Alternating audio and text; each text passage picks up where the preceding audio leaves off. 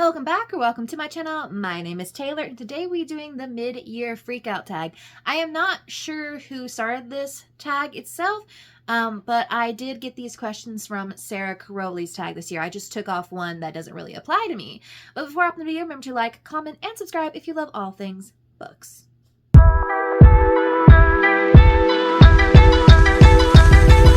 I can't remember if this is the third or fourth year that I've been doing this, but I've been doing this every year that I've been active on this channel, and this year we have a good selection of books to talk about. The one question I decided not to do was like, what books do you want to reread this year? And I'm not much of a rereader or rewatcher. Sometimes I do, sometimes I don't. It's really not like my top focus, but if you're curious, Heartstopper, obviously, because we're going to get the movie next year. Otherwise, couldn't tell you. But I guess without further ado, let's hop into the how many questions we have. 14 questions. I do try my best to only do one book per question, but some of them do warrant more than one book, so we'll get to those when we get there. First question is best book you've read in 2025, at least so far. For this one, I chose The Poppy War. This is one of my 5-star reads from this year.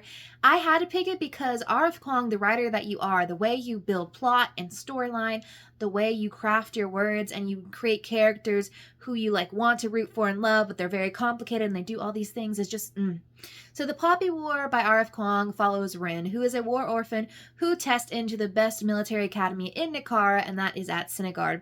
But when she arrives there, she kind of feels like an outcast because she's of, poor status. She looks different. She speaks different to these people. So she tries her darndest to, make it through the ranks. And while she's there, she discovers a lot of things about the culture and the magic surrounding herself and, the place that she grew up in. And of course, during this, war breaks out and you're following her journey from war orphan to military student to, getting involved in that war.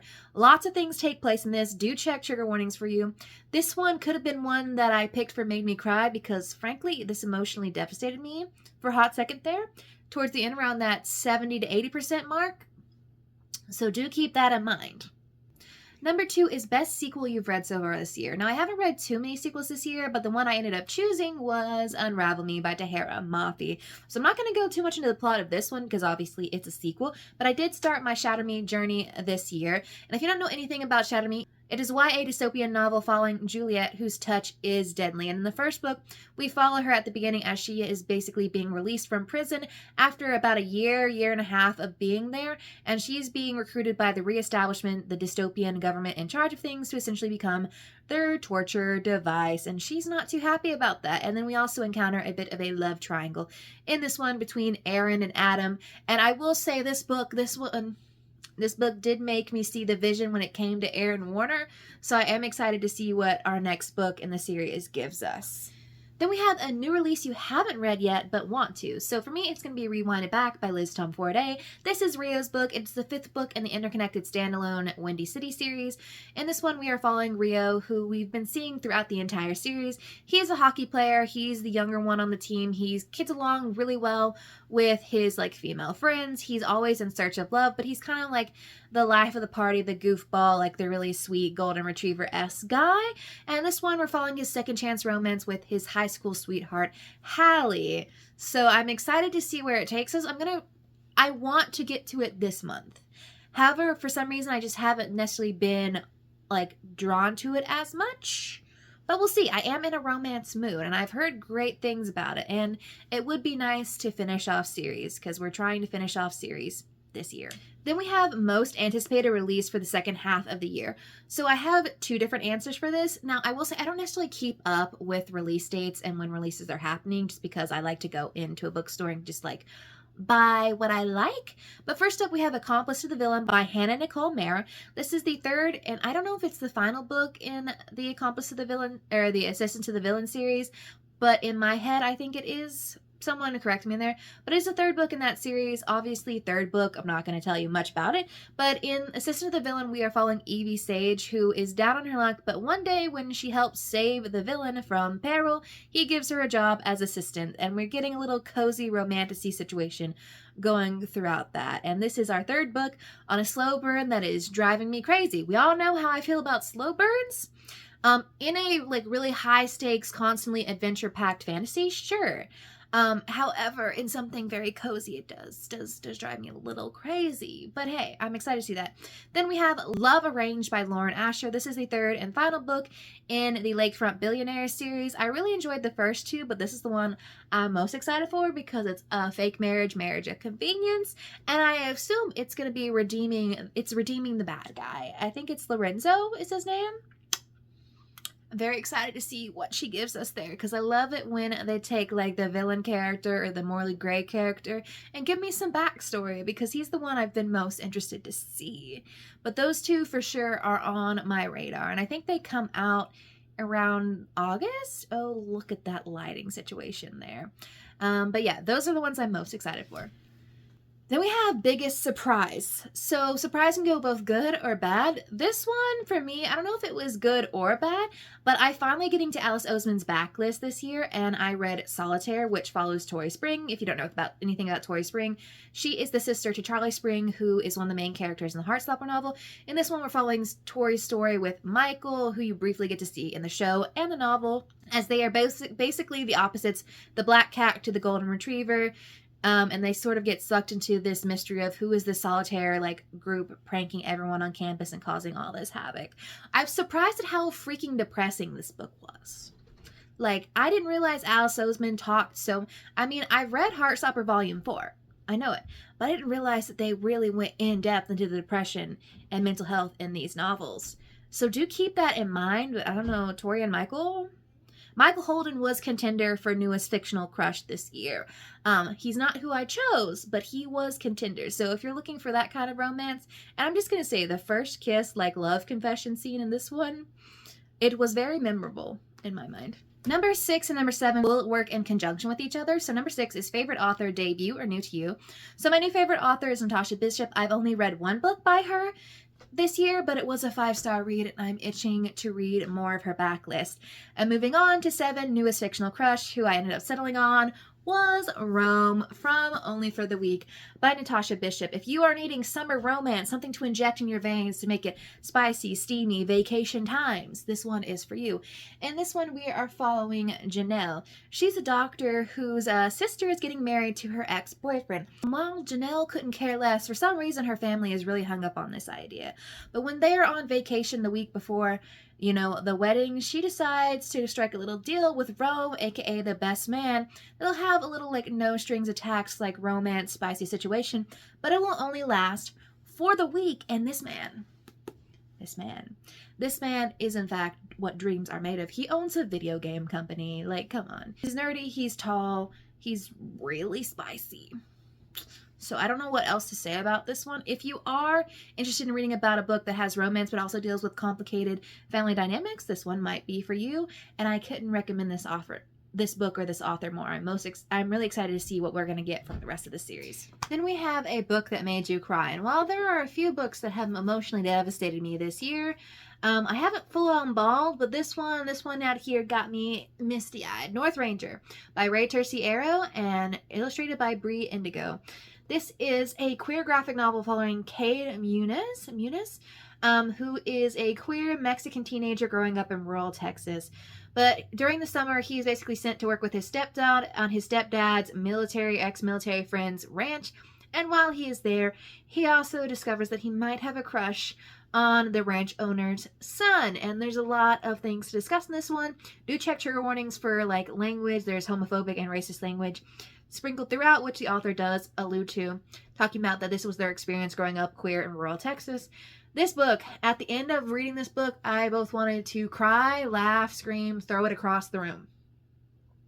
So that's how I felt.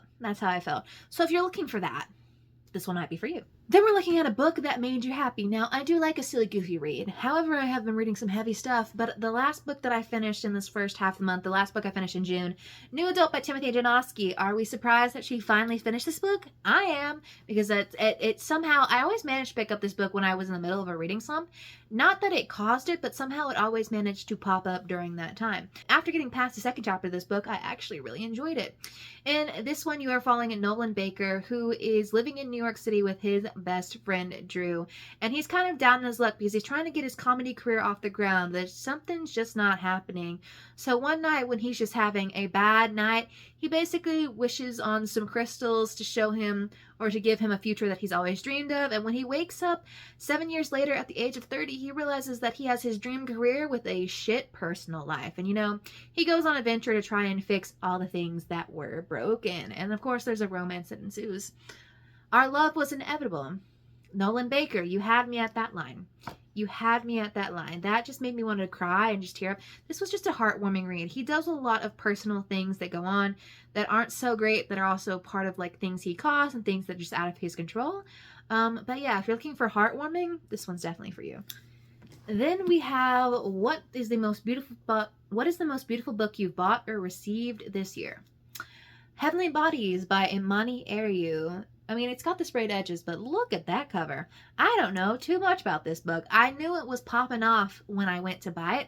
I know it's an adult romantasy. I think there's some sort of enemies to lovers, and I'm quite sure it has something to do with zodiac signs. Outside of that, I have no idea, but she is pretty.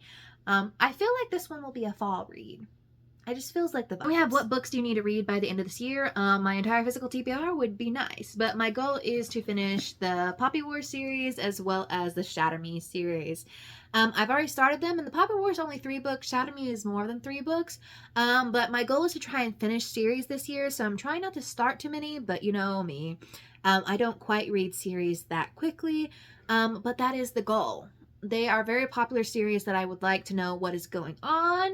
Hopefully eventually they'll get adapted. I was reading this and I'm like, this would make great television. However, I fear that whoever got it would fuck it up. That's just my opinion. But these 2 series are on the list for you need to finish by the end of the year. Next up is how many 5-star reads have you had this year? And I have had 6. So the first one that I had this year was this YA fantasy novel by Katie Zhao. This is a new release and the start of a new series, kind of following a bunch of different mythical creatures who all are descendant of the Chinese zodiac. So we've got vampires, we've got werewolves, we've got fox spirits, and then we've got humans. And essentially these 4 characters team up to sort of hunt down these statues that were stolen from them many years ago during the Second Opium War, something about that. And sort of throughout this journey, they come to like grow a strong found family together. However, the ending of this book, my goodness, kind of had me wanting to scream, but I digress. Then I've already talked about this. We have Only for the Week by Natasha Bishop. I think this might be my favorite romance I've read this year, and I read this like in February. I don't know what to say other than pick it up. I mean, it is adult. That one's probably the most spicy book I'm going to talk. One of the most spicy books I'm going to talk about this time around. Then another 5-star romance, Business Casual by B.K. Boris, and this is the last book in the Love Light Farm series. And this one we're following Nova and Charlie. So it's a sort of a friends with benefits to lover situation. In fact, that Nova and Charlie are kind of both dealing with a lot of separate things. Nova's kind of like, I've been super stressed trying to open up my new tattoo shop. Charlie's been there this whole time, kind of flirting with me, helping me get it off the ground. So one night she proposes a little like no strings attached one night stand, and Charlie's like, I've been flirting with you for this whole time. What's with the change of heart? And then of course friends with benefits and so much more ensues. That one was just cutesy sweet. Then we have 12th Night by Alexian Farrell Fulmuth. This is Olivia Blake's real name. This is what she publishes her YA under. In this one, it is a YA romance following Viola Reyes, who is essentially like the really smart, outcast, nerdy girl at school that everyone kind of thinks is just like bitchy is the best way to describe it, because she is called that a lot of time in this book. And she's kind of dealing with feeling like an outcast in the world and having to hide her identity in the fandom space, because we know toxic fanboys be something. But one night after Jack Orsino, the star football player, injures himself, he joins the online game 12th Night and starts building an online relationship with the Cesario character, who is this male character persona that V has online, and they strike up a friendship, and then our little romance ensues in real life, so we've got a little bit of a hidden identity. There's a slight bit of queerness in here if you're interested in that one. But yeah, I was cute. If you don't like a tinge of Not Like Other Girls, this does give that vibe. But do keep that in mind. I really did enjoy it. Then after that, of course, I've talked about it multiple times. The Poppy War by R.F. Kuang. Amazing writing. There was no way it wasn't going to get 5 stars.